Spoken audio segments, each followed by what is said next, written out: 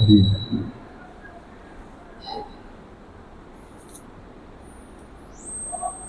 ये वासना क्षय करने के लिए अभ्यास का निराकरण बता रहे हैं ना, गुरु शिष्य को उपदेश दे रहे हैं। और क्योंकि उपदेश प्रेम से हो रहा है तो फिर एक ही बात को बार बार अनेक ढंगों से अलग अलग प्रकार से भगवान समझा रहे हैं आचार्य। अब यहाँ पर श्रुति युक्ति और अनुभूति के द्वारा ही अपने में सर्वात्मता का अनुभव करना चाहिए, और उसी के अनुभव करते हुए जो कुछ भी थोड़ा बचा बचा हुआ अभ्यास आरोपित अपने स्वरूप में भ्रम के रूप में जो जान पड़ता था उसका निराकरण करने का प्रयास करना चाहिए। कहाँ उसके लिए उसी में ही तत्पर लगे रहे। ठीक, अब जिसका एकमात्र ध्येय रहेगा उसमें निरंतर लगे ही रहना चाहिए। नादद्याद अनावसरम किंचित, ये कहा है ना, मना थोड़ा सा भी अवसर दूसरी चीज़ों को नहीं देनी चाहिए, इसी में लगातार लगा ही रहना चाहिए। तो उसी बात को लेकर अब किस प्रकार से शास्त्रों ने ये ब्रह्मात्मता का निर्माण किया है उसको भी कह चुके, फिर इसको द्वारा याद दिला रहे कि अब वासना क्षय करने के लिए तो जो जितने उपाय हो तो कर ही लेना चाहिए, और आत्मनिष्ठा को बढ़ाने के लिए जो मूल वेदांत के मूल तत्व है उसको पकड़ लेना चाहिए। बाकी जितने उपाय हैं वो जो साधन के अभ्यास के लिए उपयोगी है, किंतु मूलतः अंतिम में जा कर के किस चीज़ का अभ्यास करना है, तो मूल चीज़ को यही बता रहे हैं। 84 है ना, 284 तत्त्वमस्यादिवाक्योत्थ ब्रह्मात्मैकत्वबोधतः ब्रह्मण्यात्मत्वदाध्याय स्वाध्यासापनयं कुरु।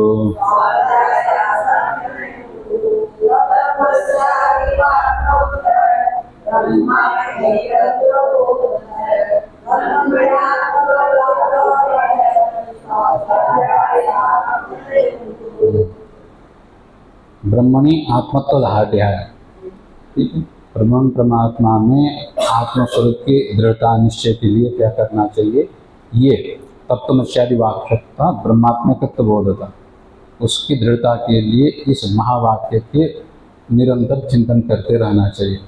तो तत्त्वमस्यादि जो वाक्य है, क्योंकि जिसका जो परंपरा से प्राप्त है उसी के हिसाब से, तो तत्त्वमस्यादि महावाक्य है, 4 महावाक्य हैं, उसमें से अब प्राय ज़्यादातर इसी को ले लेते हैं। अयम आत्मा ब्रह्म है, ठीक है, हम ब्रह्मास्मि है, प्रज्ञानम ब्रह्म, ये इनको छोड़ करके प्राय ज़्यादातर तत्त्वमसि महावाक्य को ही ले लेते हैं। यदि बाकी के भी वाक्यों का वही एक ही अर्थ है, किंतु इसको निरूपण करने में ज़्यादा आसान हो जाता है। इसमें तत् पदार्थ भी आ जाता है, त्वम पदार्थ भी आ जाता है, ठीक है, तत् करके ईश्वर को ले लेते हैं, फिर त्वम करके जीव को भी ले लेते हैं। जीव और ईश्वर की एकता को फिर बताने के लिए ऐसी क्रियापद भी है।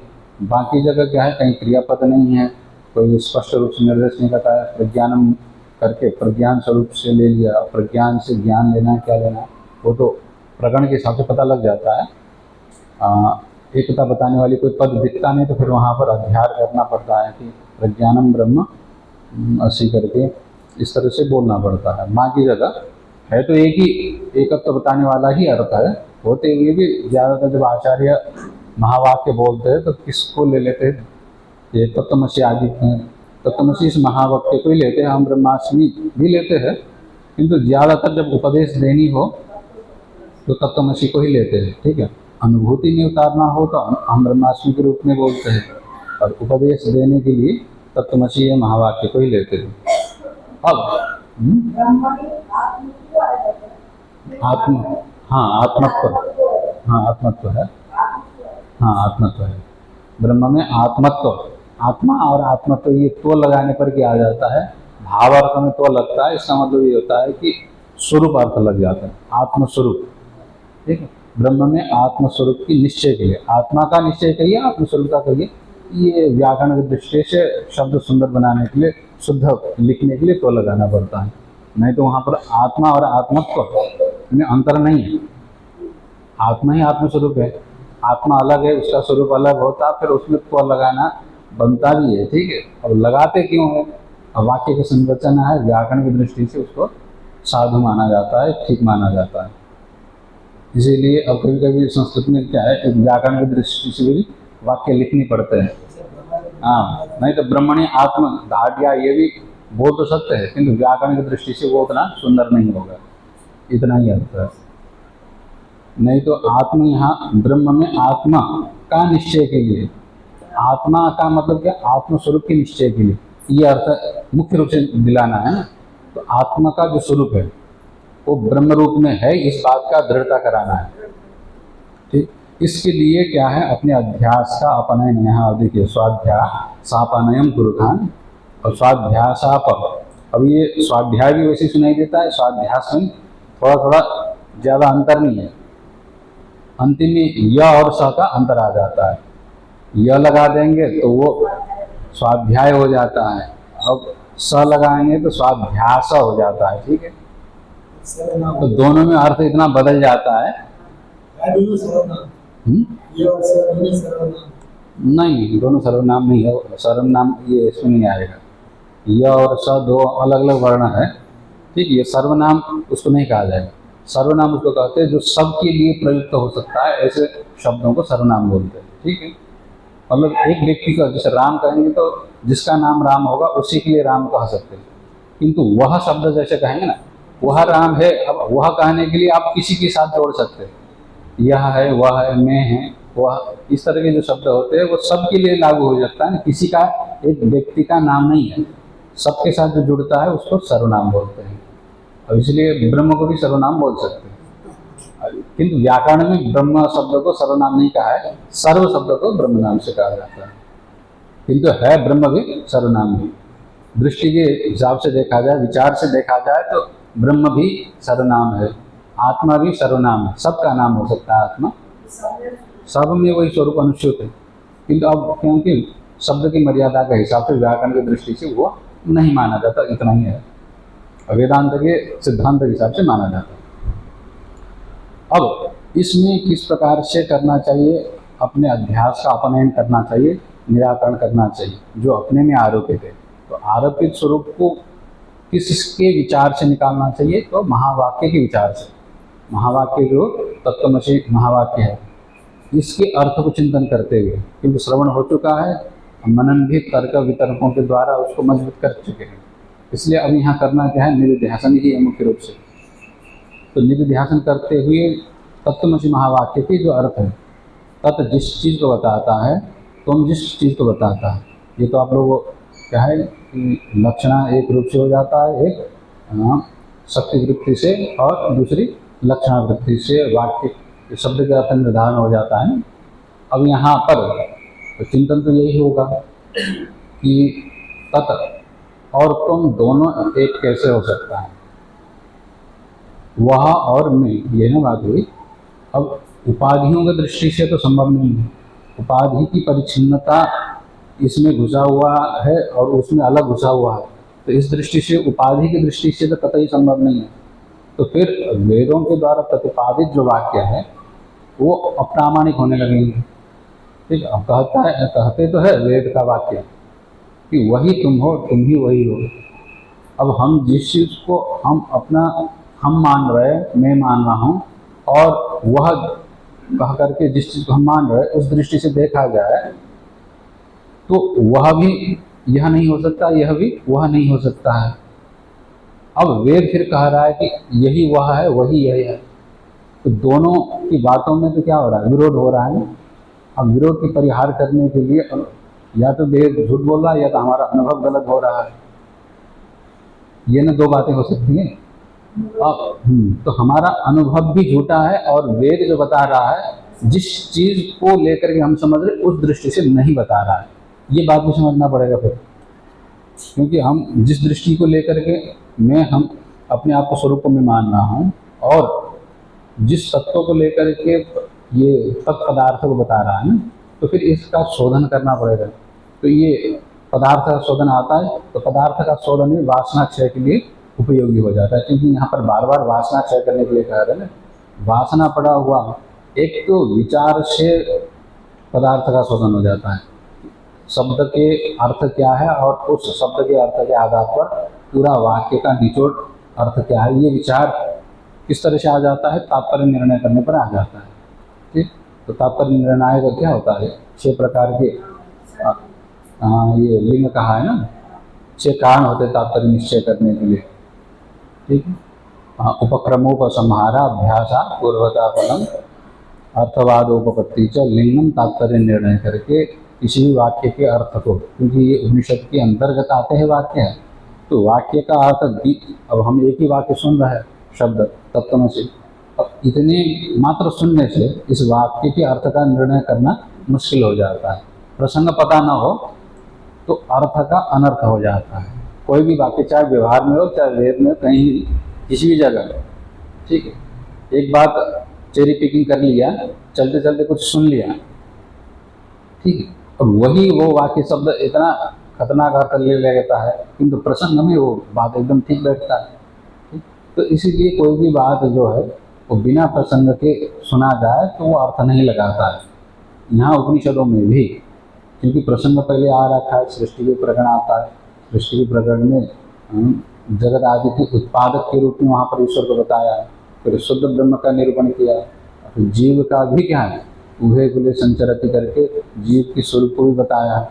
तो अब वहाँ पर किस तरह से प्रतिपादन किया, पहले जगत के कारण के रूप में तत्पद के अर्थ को बता दिया, और ब्रह्मसूत्र में भी उसी तरह से किया है।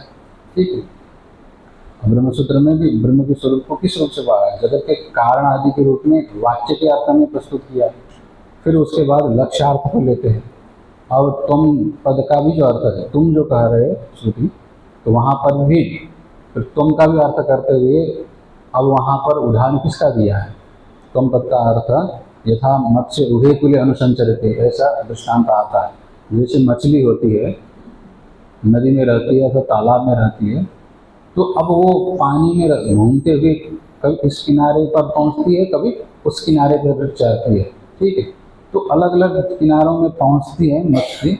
उसी तरह से जब तुम शब्द का अर्थ वहाँ पर बताते हैं, तो वहाँ पर जिस तरह से मछली एक किनारे से दूसरे छोर पर पहुँच जाती है, उसी तरह से यहाँ पर भी जीव एक अवस्था से दूसरे अवस्था में, ठीक है, स्वप्नांतम जागृतांतम से गच्छते, ऐसा कहा है। तो एक अवस्था से दूसरे अवस्था में पहुंच जा रही है कि नहीं, जैसे मछली पहुंच रही है उसी तरह से जीव भी पहुंच रहा है।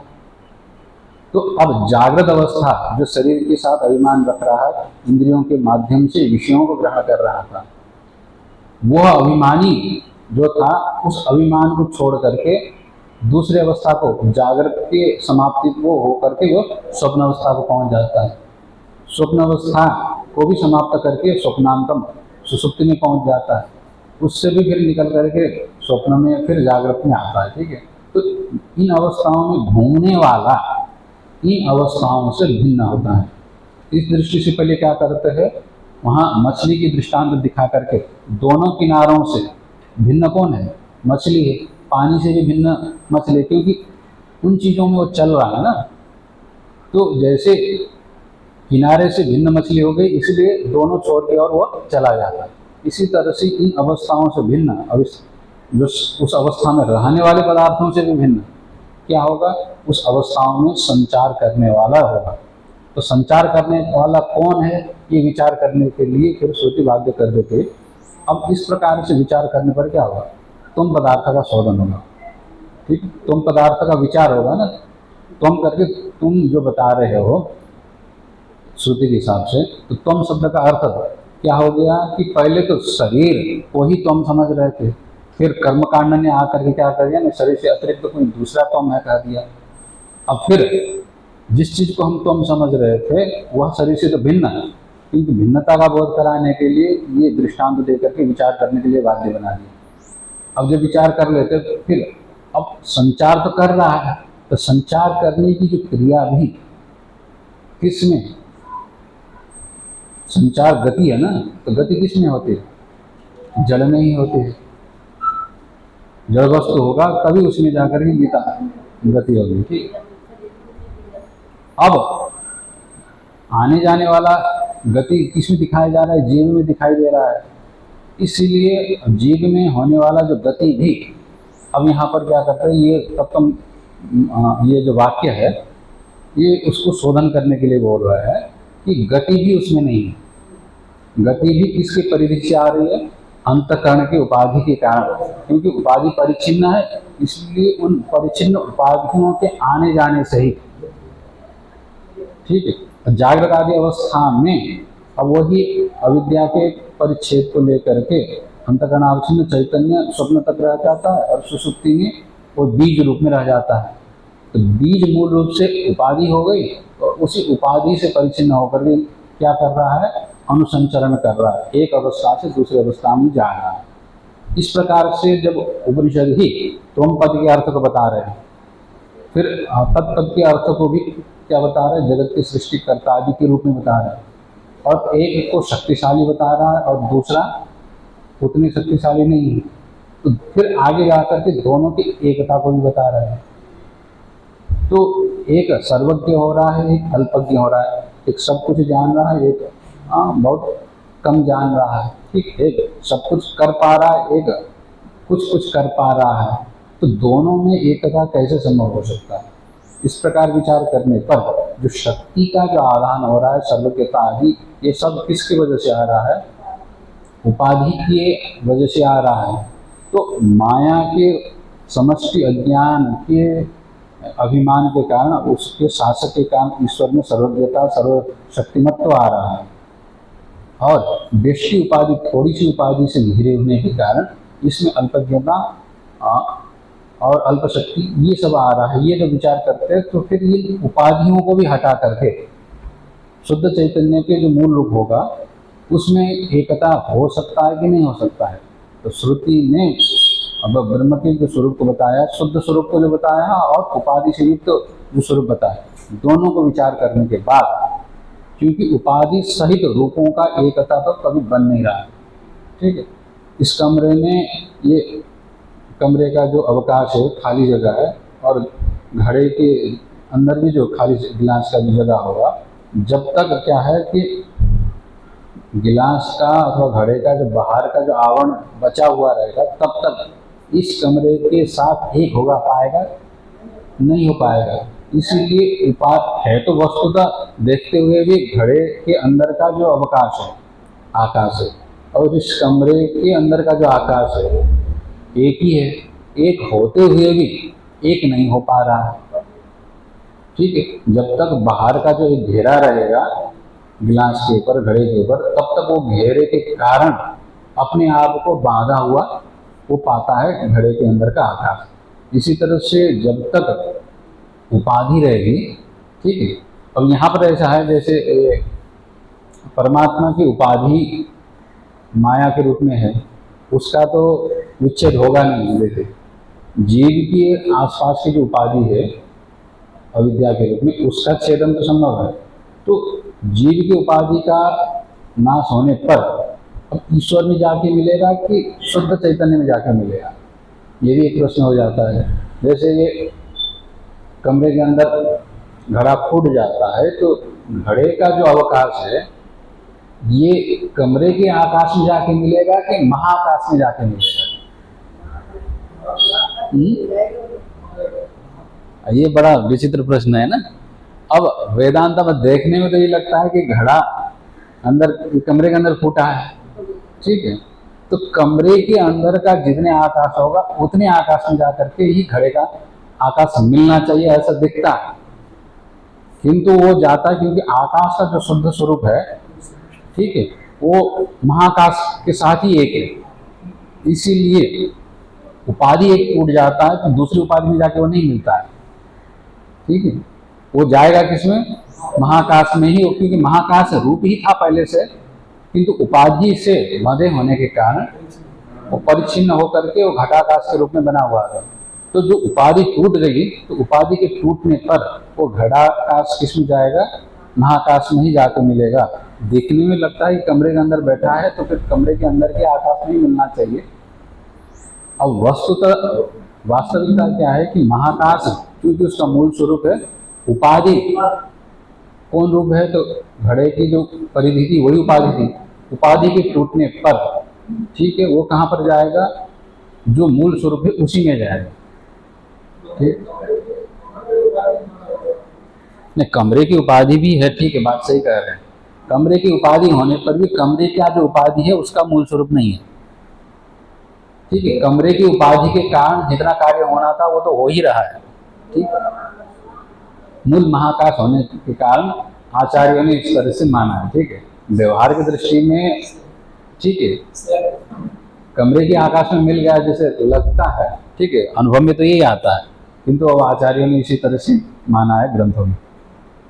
क्यों माना है, इसके पीछे यही कारण है कि जिसको परिच्छिन्न किया है उपाधि ने, उपाधि के नाश होने पर उसी में जाके मिलेगा। तर्क यही है, उपाधि ने किसको परिच्छिन्न किया है। ठीक है, ये उपाधि ने आपके कमरे के आकाश को परिच्छिन्न किया है या महाकाश को परिच्छिन्न किया घड़े की उपाधि ने। घड़े की जो उपाधि हो गई, घड़े के जो घेरा बंद किया है, कमरे के आकाश को घेरा बंद नहीं किया है। कमरे से बाहर चले जाएंगे तो अब कमरे के आकाश को एक किया आप नहीं कर सकते। ठीक है, तो इसीलिए जिसको परिच्छिन्न किया है परिधि ने, परिच्छेद ने, उस परिच्छेद के मिट जाने पर वो उपाधेय किस में जाकर के मिलेगा, जो मूल रूप होगा उसी में जाके मिलेगा, दूसरे में जाके नहीं मिलेगा। हाँ,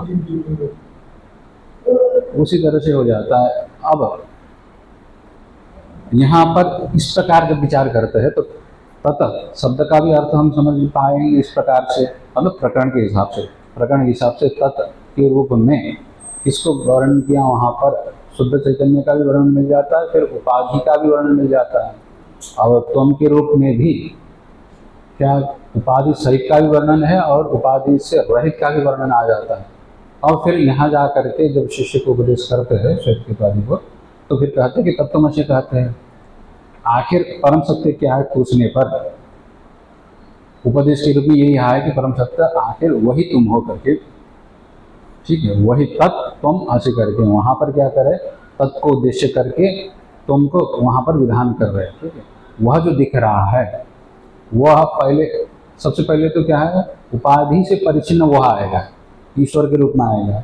और विधान कर रहे तुम वही हो करके, वही तुम हो करके जब विधान कर रहे हैं तो ऐसी स्थिति में अब क्या हो जाता है कि विरोध आ जाता है। दोनों के सत्यार्थ के एकत्व में विरोध आता है। मतलब सीधा सीधा जो शब्द की जो अर्थ है वो एक बैठ नहीं रहा है। तब क्या करना पड़ता है, तो फिर उसके तात्पर्य को ढूंढने के लिए उपाधियों को फिर हटानी पड़ती है। तो उपाधियों को हटाने के बाद जब शुद्ध चैतन्य मात्र मिल जाता है, अब यहाँ उपाधि का किस तरह से हटाना चाहिए, तो यही यहाँ पर चिंतन ही होगा। उसके लिए कोई दूसरा, पहले तो ये जितने भी साधन होंगे उन साधन करने के बाद ये श्रवण हो गया। अब यहाँ पर निधिध्यासन की बात आ रही है। तो निधिध्यासन के द्वारा बारंबार ये जब चिंतन करते हैं तत्वमस्यादि वाक्योत्तर ब्रह्मात्म तत्व बोध होता है। तत्वमसि महावाक्यों के द्वारा जब उठा हुआ एकता का जो बोध है। ठीक, अब ये तो क्या बता रहा है, एकता ही बता रहा है। जीव और ब्रह्म की, ईश्वर की एकता की बात ये कह रहा है।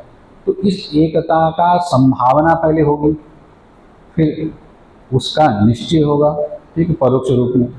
फिर उसकी अनुभूति के लिए यहाँ पर क्या, हाँ, तो ईश्वर के साथ एकता कहने का भी तात्पर्य यही हो जाता है। नहीं, ब्रह्म के साथ एकता हो जाती है। हाँ, जैसे उपासना में एकता हो जाती है। ठीक है, जैसे उपासना करते हैं तो ईश्वर की उपासना होती है, तो ईश्वर के रूप में ही अपने स्वरूप को माना जाता है, वो ईश्वर के साथ भी एकता वहाँ पर हो जाता है। किंतु अब यहाँ पर भावना की बात में मात्र न होकर के बोध की भी बात आ जाती है। ईश्वर के साथ एकता का मतलब ईश्वर की जो उपाधि है, उपाधि को छोड़ करके जो शुद्ध स्वरूप होगा उसी को लेकर के कहा गया। तो यहाँ उपाधि के रूप को छोड़ करके ही एकता का है। तो यही तो आपका ये पदार्थ शोधन है। पदार्थ का मतलब पदों के द्वारा जो अर्थ प्रस्तुत किया जा रहा है, उन अर्थों को जब बार बार इस तरह से हटाया जाता है ना, मुंजादि व ईशिका, ऐसा वहाँ पर मोज की सीख से जैसे उसकी छिलके को अलग किया जाता है धीरे धीरे। ठीक, अब जैसे किसी चीज़ को छिलना हो आराम से, आलू ही छिलना हो तो जबरदस्ती छिलने से तो नहीं होगा, धीरे धीरे प्रेम से छिलेंगे तो पूरे एक पत्ते से निकाल सकते हैं। इसी तरह से ये जो उपाधि के साथ तादात्म्यपन्न होकर के चेतन का जो भ्रम हो रखा है, वो भ्रम दोनों में हो रखा है। एक तत्पदार्थ में भी ये भ्रम हो रखा है, दूसरा त्वम पदार्थ में भी ये भ्रम हो रहा है। दोनों भ्रांति के कारण जो उपाधि हो रखे, दोनों को जो अलग करना है, इस तरह से जब शोधन करने लग जाते, विचार करने लग जाते, तो मूलतः फिर क्या दिखने लग जाता है, शरीर पृथक जितनी भी अनात्म वस्तु है वह अलग अलग दिखने लग जाते हैं। उन अनात्म वस्तुओं से आत्म तत्व अलग दिखने लग जाता है। फिर आत्म तत्व में अंतिम क्या है, अहम ये बच जाता है। अहम में भी जब आपको अहंकार दृश्य के रूप में दिखाई देता है, ये भी उपाधि है, ठीक है, उसका प्रकाशक चैतन्य अलग है करके इस प्रकार से अलग करने लगते हैं, तो फिर उसकी जो परिच्छेदक परिच्छिन्नता थी वो मिट जाता है। क्योंकि आपने परिच्छेद करने वाले उस अहंकार को भी दृश्य कोटि में देखना शुरू कर दिया, तो फिर वह चैतन्य क्या होगा, उस दृश्य में नहीं बंधेगा। अब क्या होगा कि तत् के साथ वहां तत् भी क्या हो रहा था, पहले दृश्य कोटि में देख रहे थे, वह करके दूर से देख रहे थे ना, मतलब वही जो दूर में बैठा है वो क्या कर रहा है, दुनिया बना रहा है, बिगाड़ रहा है, ठीक है, पालन पोषण कर रहा है। इस प्रकार से हम अपने आप को पहले अहंकार से अपने आप को दूर कर रहे थे और माया से उसको दूर कर रहे थे। माया से मतलब सारे सृष्टि इत्यादि जितने भी शक्ति है उससे परिचिन्न करके उसको दूर कर रहे थे। दोनों के बीच में दूरी करने वाली दो उपाधियां हो गई। अब एक की उपाधि को अगर कम करने लग जाते हैं तो दूसरी की उपाधि अपने आप घटने लग जाती है। मतलब हम अपने अंदर की जो अहंकार है, अविद्या, इसकी उपाधियों को हटाने लगते हैं तो परमात्मा की उपाधि भी घटने लग जाती है, क्योंकि हमारी दायरा बढ़ने लग जाता है। चैतन्य का स्वरूप तो सर्वत्र एक ही है, वही परिच्छेद के कारण संकुचित सा जान पड़ रहा था, अब वो फैलने लग जाएगा। फैलने लग जाएगा मतलब उपाधियों का घटना ही चैतन्य के स्वभाव का बढ़ना हो जाता है, यहाँ पर विस्तार होना, मतलब वो प्रकाश फैलता है। इस तरह से फैलता नहीं है, अब समझने के लिए आसान हो जाए इस दृष्टि से। अब वह जैसे घड़े के अंदर कोई मणि है, प्रकाश है, और घड़े की उपाधि के कारण क्या हो रहा था, उतने में ही सिमटा हुआ था। जैसे ही उपाधि का आवरण टूट जाता है तो फिर वो प्रकाश फैल करके सभी जगह बराबर हो जाता है ना। और बाहर से आने वाला जो भी प्रकाश है और घड़े से जाने वाला जो प्रकाश है, दोनों एक होते हुए भी क्या हो रहा था, उपाधि के कारण दोनों जगह परिच्छिन्न हो रखा था। जब दोनों की उपाधियां एक जगह टूटने लग जाता तो दूसरी जगह भी उपाधि टूटने लग जाती। इस प्रकार से तत्वमसि महावाक्यों के द्वारा उठा हुआ, अब ये उपाधियों को टूटना ही यहाँ पर क्या होता है, दोनों की एकता का बोध का शुरुआत हो जाता है। इस तरह से ब्रह्मात्मैकत्व बोध होता है, शुद्ध चैतन्य दोनों जगह बराबर के रूप में दिखने लगता है, तो वहाँ पर एकता बोल दिया जाता है। ठीक है, दो की भ्रांति हो रही थी उपाधियों से, अब द्वित्व की जो भ्रांति करने वाले अविद्या का इस प्रकार से नाश करने पर, मतलब यहाँ पर विवेक करने पर, पहले अनात्म वस्तुओं के कारण दो हो रहा था, उन अनात्म वस्तुओं के साथ विवेक होने पर अनात्म जितने उपाधियों के कारण, अविद्या के कारण अनात्म वस्तु उपस्थित हो गए और उन अनात्म वस्तुओं के साथ एकता होने के कारण वह और मैं ये दो हुए। ठीक, और वह और मैं ये दो किससे हो रहा था, अनात्म वस्तुओं के साथ विवेक न होने पर हो रहा। अनात्म वस्तुओं के साथ जब जैसे ही विवेक होने लगा कि शरीर से पृथक, मन से पृथक, बुद्धि से पृथक, अहंकार से पृथक, अविद्या से भी पृथक रूप में शुद्ध चैतन्य के आवास के रूप में जब देखने लग जाते हैं तो परिच्छेदक जितने थे वो तो टूटने लग गए। जैसे ये परिच्छेदक टूटने लग जाते हैं तो फिर ये जो दो वह और मैं, ये जो द्वैत भास रहा था, ये भी कम होने लग जाएंगे। मतलब जैसे जैसे निश्चय इधर प्रबल होगा, एकत्व का बोध भी, निश्चय भी उतना ही प्रबल होता जाएगा। तो इस प्रकार के जो बोध होगा, अब बोध ये निध्यासन के रूप में, ध्यान के रूप में, जब इस तरह से बोध प्रबल होता जाएगा तो क्या करना चाहिए कि इस तरह से करके ये उपाय हो गया, साधन हो गया। तो इस प्रकार के उपाय करके ब्रह्मणि आत्मा तो दाह गया है, तो ब्रह्म स्वरूप में ही अपने आत्मा के स्वरूप का निश्चय करने के लिए इस प्रकार के महावाक्य की एकत्व का निश्चय बार बार चिंतन करते हुए क्या करना चाहिए, स्वाध्यासापानयम कुरु, अपने में जितने भी आरोपित अध्यास या संसार है उसको निवृत्त करो, ये कह रहे। अब कब तक करना चाहिए ये भी तो जिज्ञासा हो जाती है। जिंदगी भर कर रहे नहीं अभी तक मतलब सुन ही रहे, वेदांत का श्रवण कर ही रहे, मनन कर रहे हैं, तो ये कब तक, अवधि कब तक है? आमरण के बाद वहाँ पर एक बात हो जाती है, ठीक है, कब तक इस तरह से ये अभ्यास कर रही है, निधिध्यासन के अभ्यास की बात हो रही है, कब तक इसका अभ्यास करना चाहिए? जब तक बोध परिपक्व न हो जाए, ठीक है, जब तक विपरीत निश्चय जिस प्रकार से हो रखा था उसी तरह से, ठीक है, यह निश्चय जो एकत्व का निश्चय उसी तरह से होना चाहिए जिस तरह से शरीर में अहम बुद्धि निश्चित रूप से हो रहा था ना, उसी तरह से ये कह रहे हैं। आगे श्लोक भी आ रहा है, अहम भावस्य देहेस्मिन् निःशेष विलयावधि सावधानेन युक्तात्मा स्वाध्यासापनयं कुरु।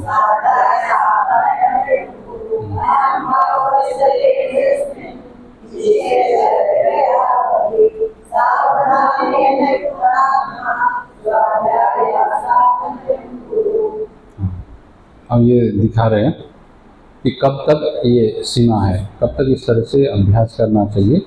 तो देहेस्मिन्, ये जो शरीर प्रत्यक्ष रूप में दिखाई पड़ रहा है, अनुभव हो रहा है मैं के रूप में, इसमें अहम भावस्य, ठीक है, निःशेष विलयावधि, जब तक पूरी तरह से इसमें अहम भाव न मिट जाए तब तक इस अभ्यास को जारी रखना चाहिए, निरंतरता देनी चाहिए इस अभ्यास को। तो अब जैसे शरीर में अहम भाव जिस रूप से दृढ़ता हुआ है, ठीक, शरीर को अहम कहने में कोई दिक्कत नहीं है, सबका अनुभव है, अभ्यास जीवन भर यही हो रखा है, पूर्वजन्म से संस्कार भी यही आया है।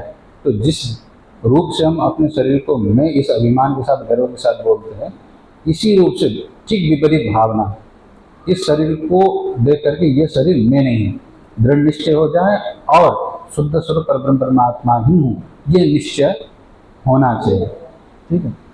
इस प्रकार का निश्चय जब तक न हो जाए तो इस प्रत्यक्ष दिखाई पड़ने वाला शरीर में, स्थूल शरीर में, उसके बाद सूक्ष्म शरीर में भी, ठीक है, अन्नमय कोश, प्राणमय कोश, मनोमय कोश, विज्ञानमय कोश और आनंदमय कोश तक, कर्तृत्व भोक्तृत्व तक, मतलब अपने को जब तक कर्ता भोक्ता के रूप में देख रहे हैं, जब तक ये संस्कार न मिट जाए तब तक, पहले तो क्या है, देखने वाला, सुनने वाला, करने वाला, रोने वाला, धोने वाला, जो जो अपने आप को माना हुआ है, ये दृढ़ निश्चय जब तक लय न हो जाए तो निश्चेष है, मतलब थोड़ा भी संस्कार न बचे तब तक क्या करना चाहिए, सावधान युक्तात्मा, बड़े सावधान के साथ, मतलब अब ये नहीं समझना है कि हाँ इतना तो समझ लिया है अब इसके बाद जरूरत नहीं पड़ेगा, इस तरह से प्रमाद न करते हुए, नहीं तो थोड़ा भी क्या है प्रमाद करने लग जाते हैं कि हाँ अब हो चुका है करके, फिर दोबारा ये मम माया दुरत्या कहा,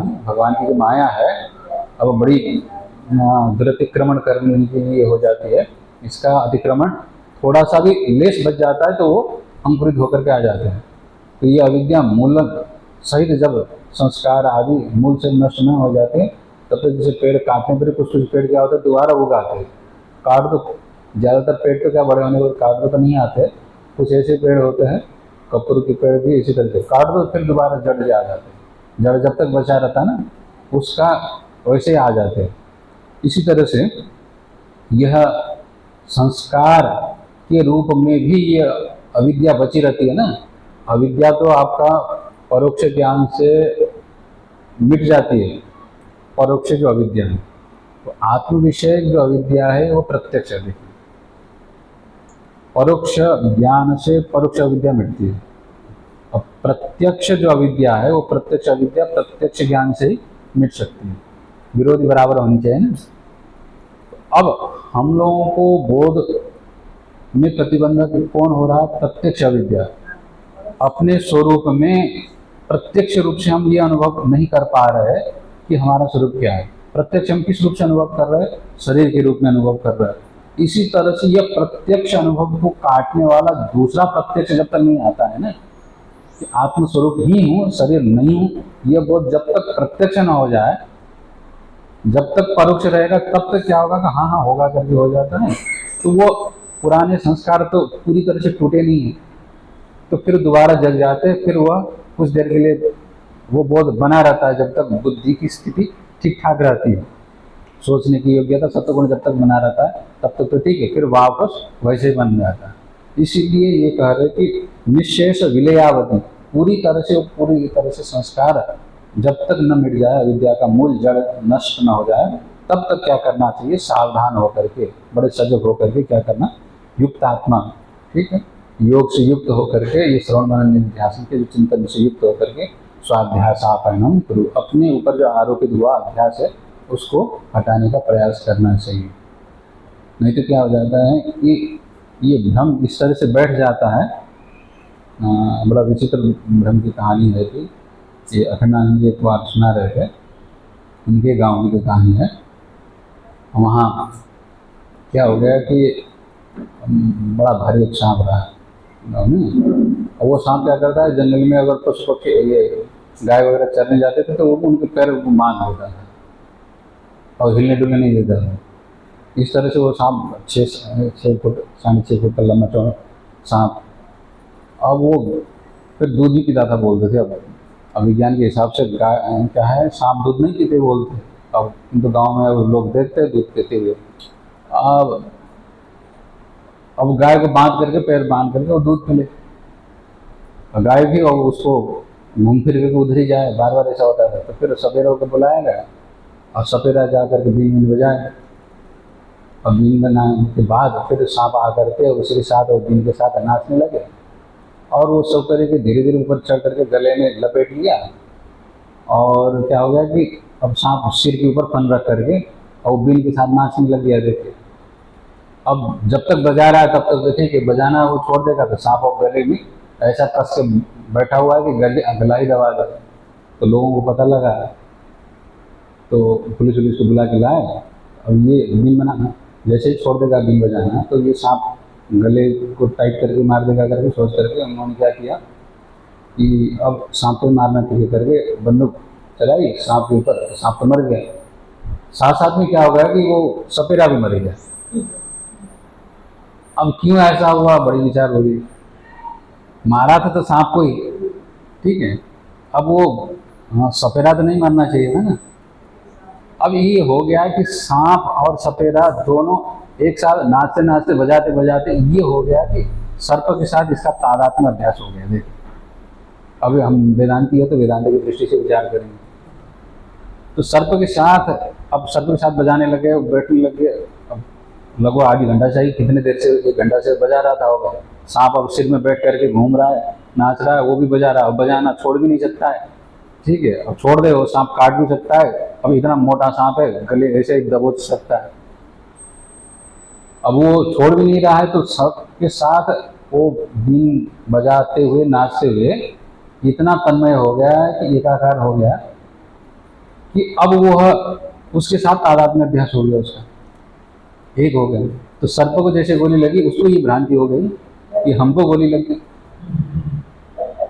ठीक है, लगा था सांप को, मरा भी सांप, किंतु अब भ्रांति के कारण ये हो गया कि गोली की आवाज़ से उसको लगा कि हमको गोली लगी, उसी से वो क्या हो गया, मर गया। देखिए, अब ये अविद्या ऐसी होती है, ये तो भ्रांति ना हुई, एक तो सर्प के साथ इतना तन्मय हो गया था उसको पता नहीं लगा।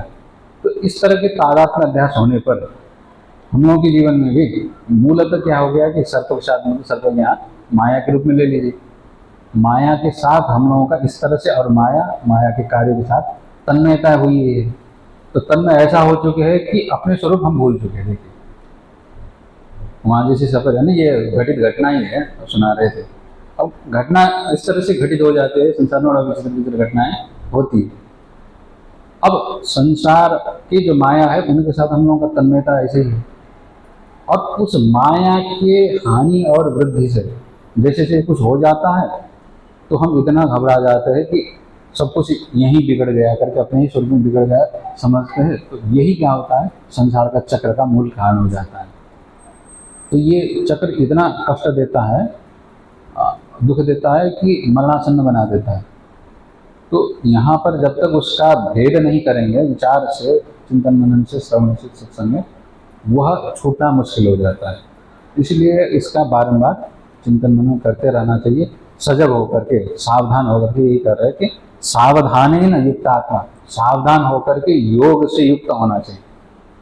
युक्त आत्मा कह रहे हैं ना, तो युक्त कौन सा योग यहाँ पर? निधिध्यासन रूप योग है। दूसरा यहाँ पर अब प्राणायाम करिए, ये करिए, वो वाला योग नहीं है। वह सहयोगी है, किंतु अब यहाँ तक आ चुके हैं तो चिंतन का धारा, तो यहाँ पर निधिध्यासन रूप योग से युक्त होकर के अपने ऊपर जितने भी आरोपित अध्यास है, जैसे वहाँ पर सर्प का जो माया था उसके साथ इतना एक हो गया, उसके कुछ बिगड़ जाने पर ये हो गया कि हमको ही गोली लग गई, ये भ्रांति जो हो रही थी उसको मिटाने का अभ्यास करना चाहिए। ठीक, और कब तक करना चाहिए? एक और श्लोक कर लेते। प्रतीतिर्जीव जगतो स्वप्नवद्भाति यावता भावं निरन्तरं विद्वन् स्वाध्यासापनयं कुरु।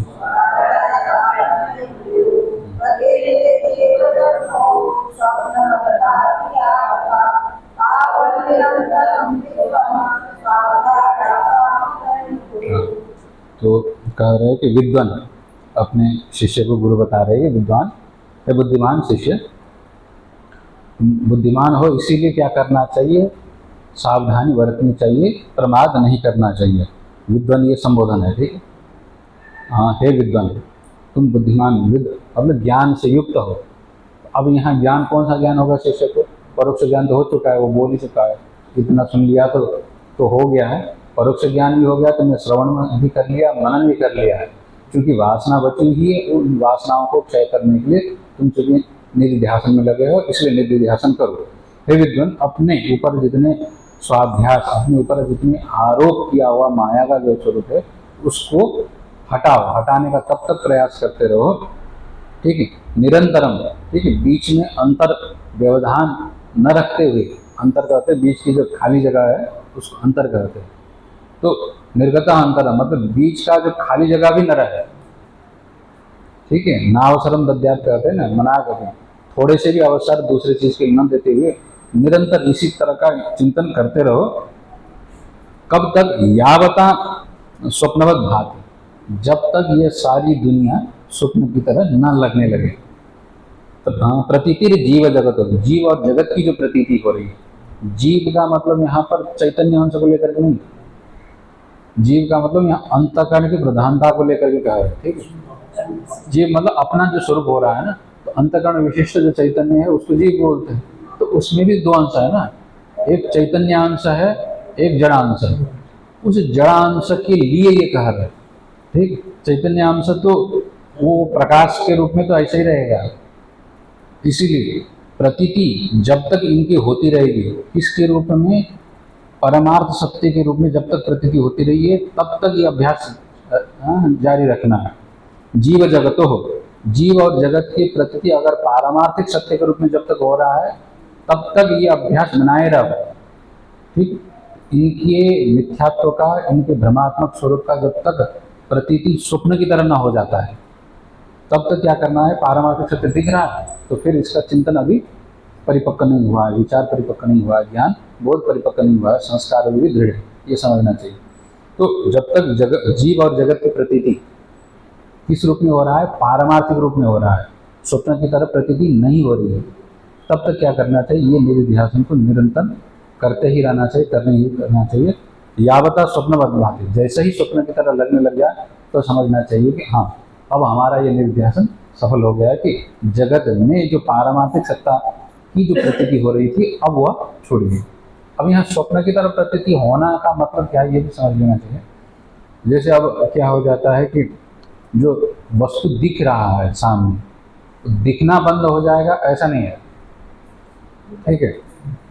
अब जैसे मान लीजिए अब दीवार में दिख रहा है, ऐसा हिल रहा है, दीवार हिल रहा है, ऐसा इस तरह से हो रहा है, तो फिर ये रोग हो रहा है, ये बात भी समझिए।